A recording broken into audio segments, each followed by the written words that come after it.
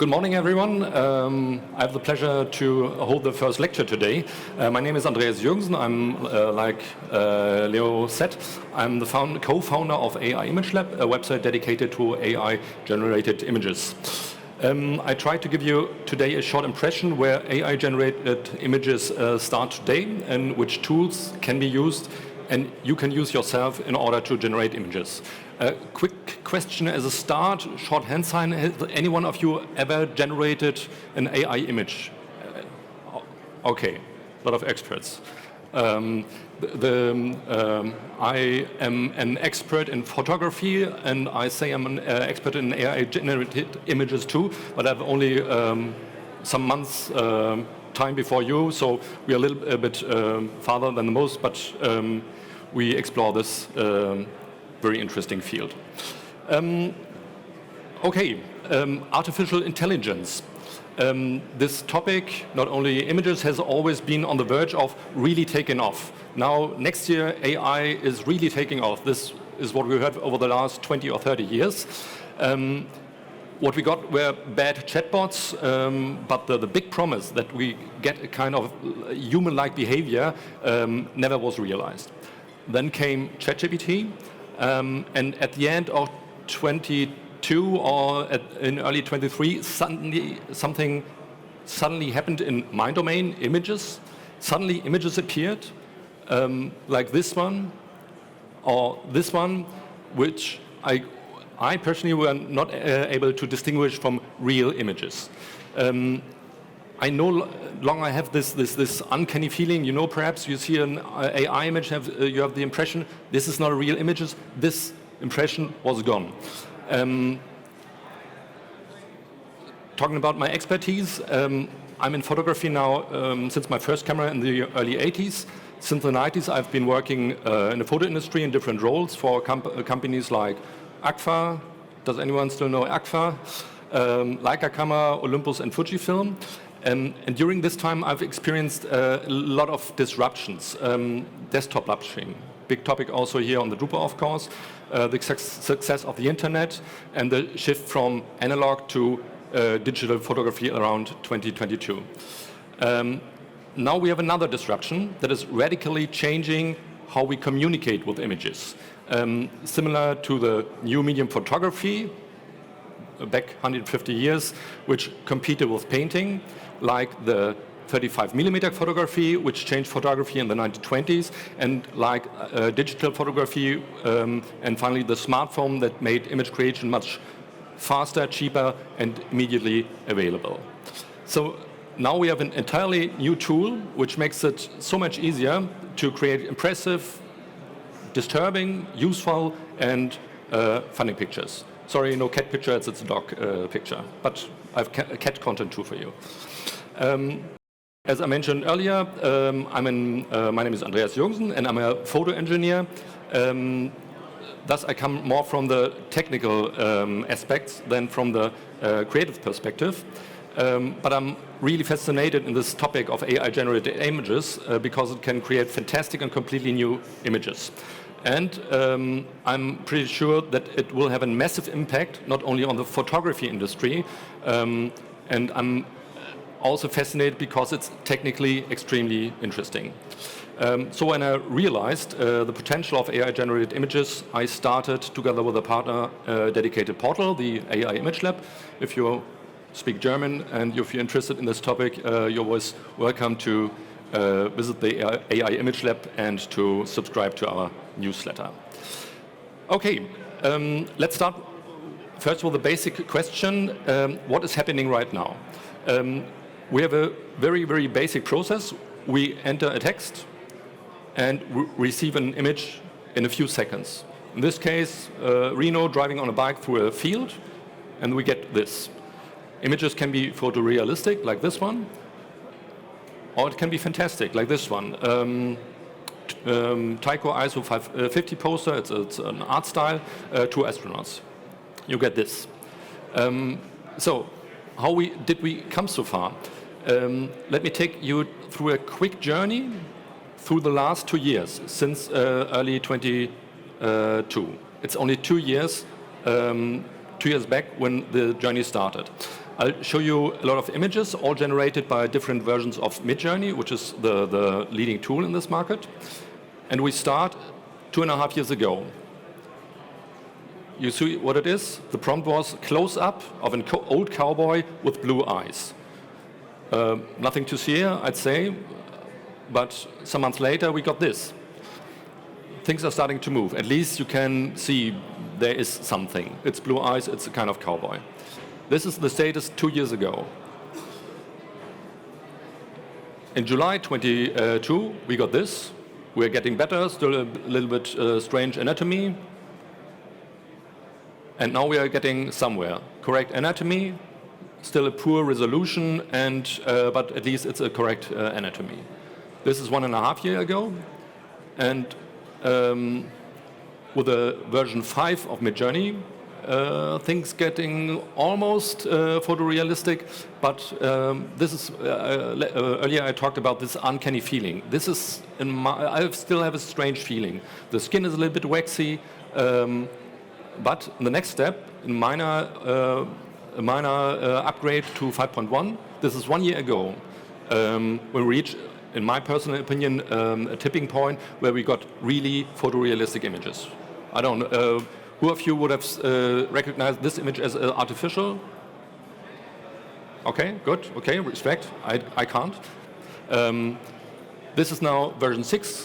This is the current version of Midjourney from December 23.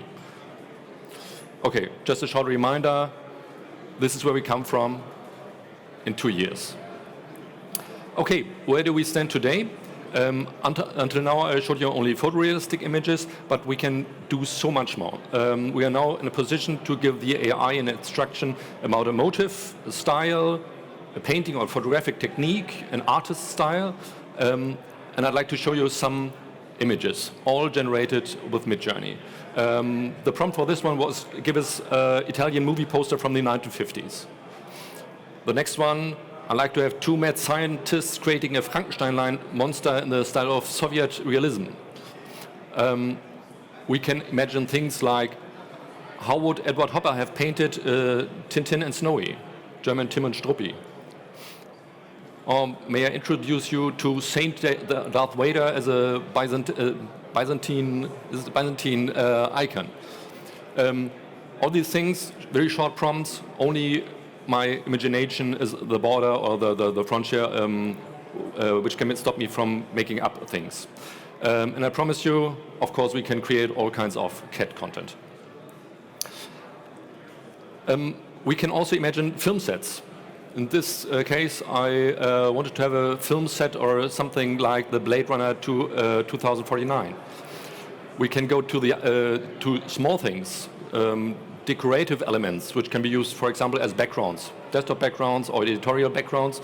This is simply a green kintsugi marble texture. We can also visualize scientific concepts, in this case, genetics, or this is how Midjourney sees a quicksort algorithm. So if you need any kind of editorial content for your editorial, for articles, easy to create. Also a possibility, you can create your dark fantasies. Or we can go back in time. In this case, I wanted a 50-year-old man sitting in a photo studio in 1880 as a daguerreotype. Okay, until now we had a lot of images showing photorealism, but what can we do with these images? These are all single images standing for themselves, but what we can do now, I'll give you only a short glimpse, we can start to tell stories. Let's take this gentleman from 1880 and imagine what would he look like if he were sitting on a modern desk, wearing a proper suit.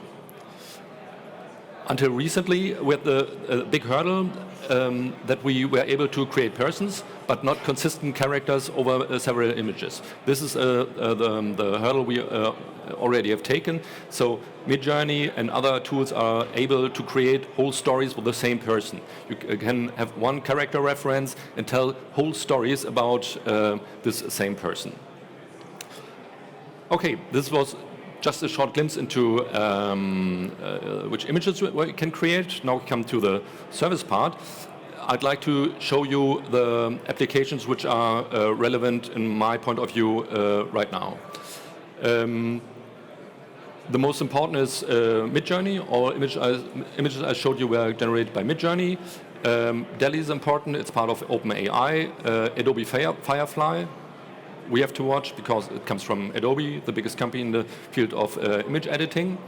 On the other hand, we have Stable Diffusion, which is more a kind of technology. It's a open source based technology with several interfaces. Leonardo AI is a commercial interface, but we can take this open source software and put it on our own computer. There are different interfaces like Focus or Comfy UI, where you can generate images on your own hardware at home. Okay. Let's start with Midjourney. Midjourney is, in our opinion, the best in class regarding functionality, understanding prompts, which is quite difficult, and in image quality. How does that work? This is one of the few disadvantages of Midjourney, at least as now. You had to use Discord. Discord is kind of chat software, a little bit difficult to create an account to start with it. When you have taken this hurdle, it's pretty easy. You enter a command. In most cases, it's imagine/imagine, and then you enter a prompt. In this case, female attractive young rhinoceros driving through a German wet field. Short story, a young man told my 16-year-old daughter that she would looking like a rhinoceros driving on a bike. I'm pretty sure she's not, but she was a bit angry about it and tried to show her and her girlfriends how this would look like. You enter a prompt, you get 4 suggestions, and after some trying out, you get this image.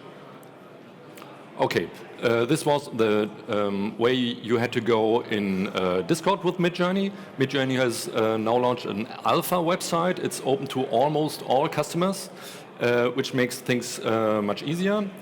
Same principle. Up in the top, you enter a prompt. In this case, it's a man in a Calatrava architecture. You enter the aspect ratio and some technical parameters, and now we can watch how Midjourney is generating the image. It shows you step after step. This after 65%, and you finally get again 4 suggestions of images, and you get this one. Again, who would have guessed that this image is artificial? Okay, no more hand signs. Same here. It's pretty impressive how you can. Sorry, can't see it. You can see the rain stains here on the marble. It's really impressive. I would never have guessed that this is an artificial image. Okay, short summary. Midjourney is, in our point of view, the professional benchmark. It has the best image quality in the market, has the largest range of function. It has a really impressive, rapid development. Every week or every 2 weeks, you get a new version and new functions. The Discord interface was a disadvantage, which is almost gone now. And you have to pay a small monthly fee, 10 or 30 euros, depending on how much images you want to generate. But compared to other image generating or editing tools, it's really not expensive. So the next tool we use a lot too is Leonardo AI. It's based on Stable Diffusion. It's a website. You go to Leonardo AI, create an account. You get a similar interface like in Midjourney. You choose a model, you enter a prompt, you enter some technical aspects. In this case, it's a monkey painting a robot as painted by Edward Hopper. You get some suggestions and the image. Also a short summary, the great thing about Leonardo AI, it has the power of Stable Diffusion, the open source, kind of the Linux of AI image generating, but in a great user interface, which is easy to use. They add functions every now and then. The functions are very practice orientated, and the quality is photorealistic. Has a small monthly fee, but this is also a very small disadvantage. So Leonardo AI is also a big recommendation from us. Next one, everyone who has a ChatGPT subscription can use DALL-E. DALL-E is integrated in ChatGPT. This is one of the great pros. You can develop images in a kind of dialogue. So you don't have to generate a big prompt and to enhance it, but you can have a kind of dialogue with ChatGPT in order to create an image. Next one, you see I'm a native German speaker. I can speak German with DALL-E. In this case, I wanted a photorealistic image of a monkey. I got this. Next thing, I said, oh no, I want a chimpanzee in a typical French clothing. I got this. It's not cliché enough, so please give me some baguette and red wine. Okay, and finally, because I want to hold a speech here, I want to have it in landscape mode. So I can go step by step through this process and give more instructions, and ChatGPT or DALL-E will generate the image. Here, my personal point of view, I asked for a photorealistic quality. This is not photorealistic. It has a little bit of a comic style, and if you take a closer look, you see the wine bottle is a little bit small, and the wine glass is a kind of mixture of a glass and the bottle. So DALL-E is great for trying out things, but no professional quality. Short summary regarding DALL-E. Easy access, creating images via dialogue, great. Free of charge if you have a ChatGPT subscription or via Bing Image Translator. I personally don't like the comic style, and it has no real photorealism, and you can't control the technical details.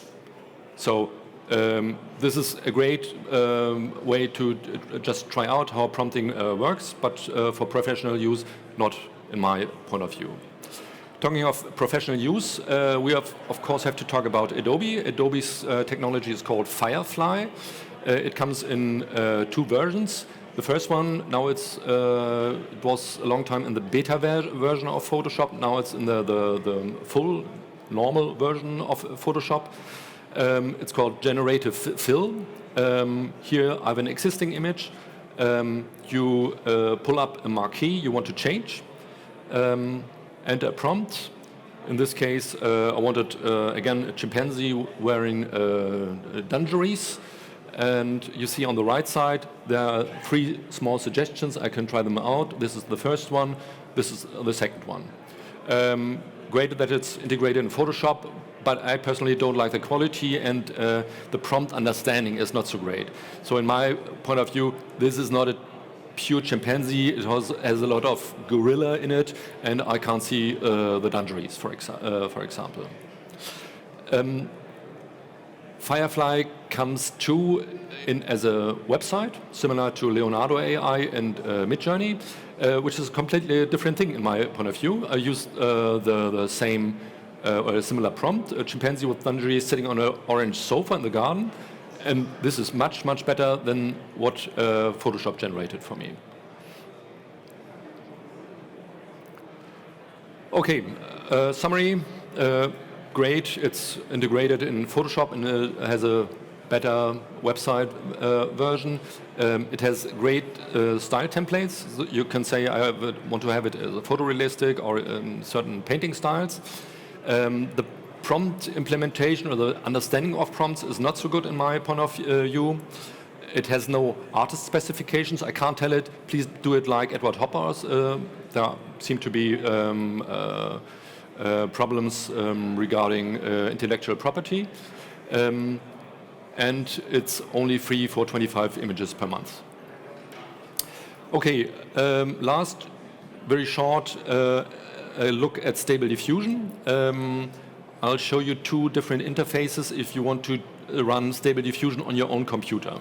The first one is Focus. This is the one I like to use. You see it's pretty technical, but the basic interface is similar to Midjourney, etc. You enter a prompt downstairs, you get image suggestions can use, you can set parameters, but you can see here you have to go to the command line in order to install it. You have to know how to you have to know to spell Python, and it's sometimes a little bit difficult to install the relevant libraries, and so it's not, you have to be a little bit into IT in order to use it on your computer. Another alternative is Comfy UI, the same technical backbone, Stable Diffusion, but it has an interface which is made up of nodes and connections where you can manipulate and combine several processes in order to generate images too. So, short summary about the Stable Diffusions on your own computer. You have maximum flexibility. You can use each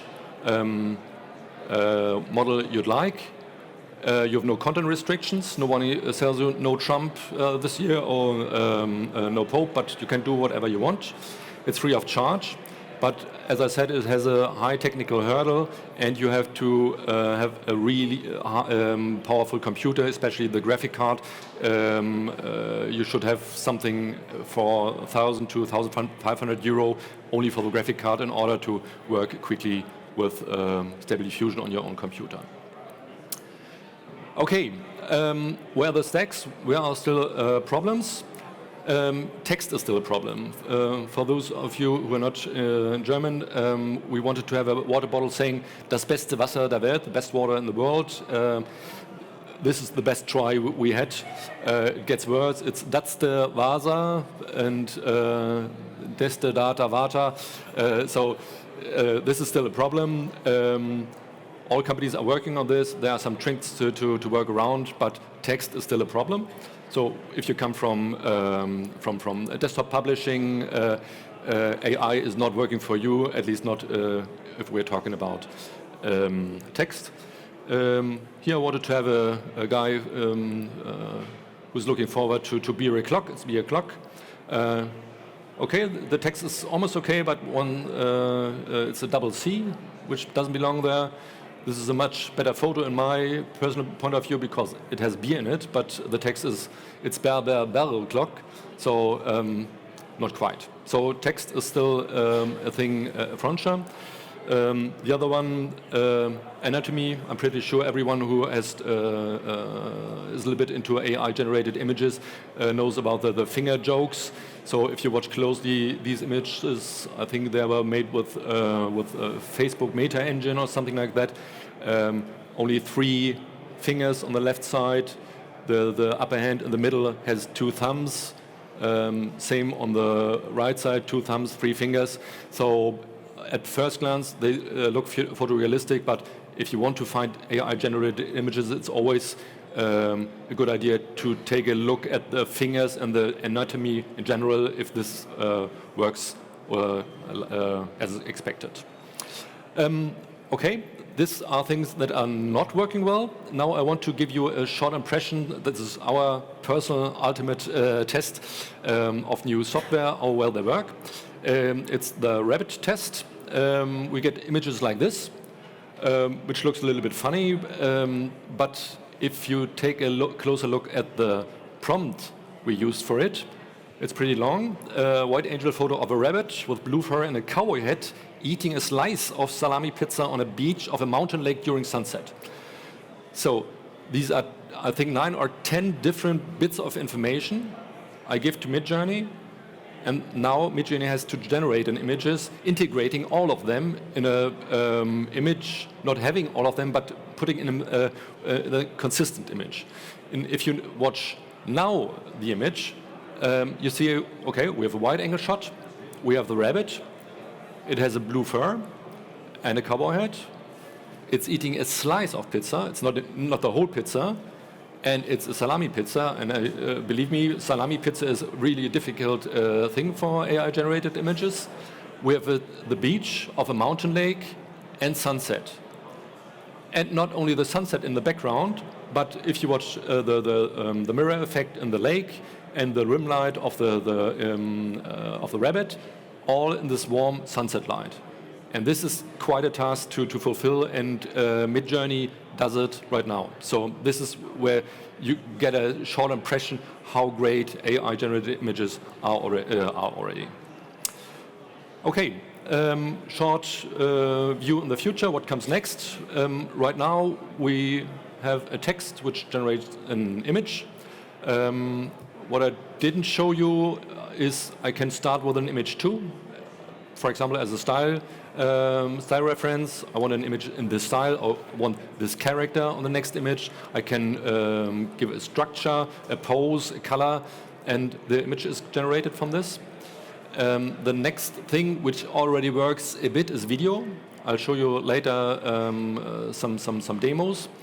And 3D objects. This is going to be very interesting regarding product design.